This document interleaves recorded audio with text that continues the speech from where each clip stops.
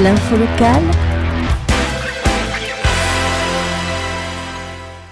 Madame, Monsieur, bonsoir. Suite à l'article paru chez nos confrères de la Dépêche du Midi au sujet des rebondissements dans l'affaire du PER de la mine de Salau, écoutons le billet d'humeur de Jean-Louis Péguillan. Ça sent le roussi. On se doutait bien depuis l'autorisation par l'État du permis de recherche pour les mines d'Anglade à Salau que les choses n'allaient pas être aussi faciles et claires qu'escomptées.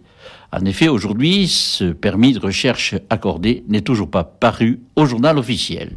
De ministère en ministère, chacun se renvoie l'ascenseur et aujourd'hui, on apprend que Variscan Mines menace de demander à l'État des compensations financières si l'on en croit nos confrères de la Dépêche du Midi. En fait, ne nous berçons pas d'illusions. Une fois de plus, le couseron est cocu. Une fois de plus, mis à part Alain Forêt, député l'Ariège, il faut le souligner, qui s'est battu bec et ongles, allant de ministère en ministère. De nombreux élus couseronnais, eux, ont regardé ce dossier du bout des yeux. Aujourd'hui, qu'en est-il ? Nos investigations nous permettent de dire à ce jour que le dossier est bloqué après le rapport négatif d'un haut fonctionnaire du ministère de l'Écologie, dirigé par Ségolène Royal. Vous savez, ces fonctionnaires qui cherchent encore l'Ariège du côté de la Creuse ou ailleurs et qui n'ont que pour eux leur instruction juridique, mais aussi la méconnaissance totale du terrain et de ceux qui y vivent. Pourquoi ce rapport ne passe-t-il pas ? Pourtant, Ségolène Royal pourrait en décider autrement avec l'appui du Premier ministre et du Président. Seulement voilà, il y a les écologistes. Ils sont puissants, bien organisés et de plus constituent une force d'appoint électorale.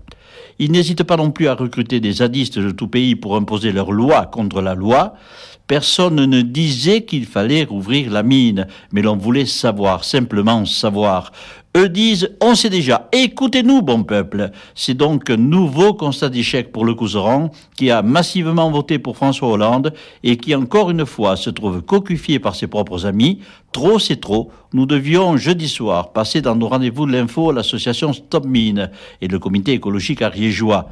Hostile, vous le savez, à ce projet de recherche, et ce, dans un souci d'équité. Ce n'est donc plus la peine de les écouter, puisqu'ils ont pratiquement obtenu gain de cause. Alain Forêt sera par contre, lui, jeudi soir, dans nos rendez-vous de l'info. Nous le questionnerons, nous lui demanderons pourquoi. Il nous donnera peut-être des réponses. L'espoir fait vivre, mais beaucoup d'amertume et de rancœur demeurent.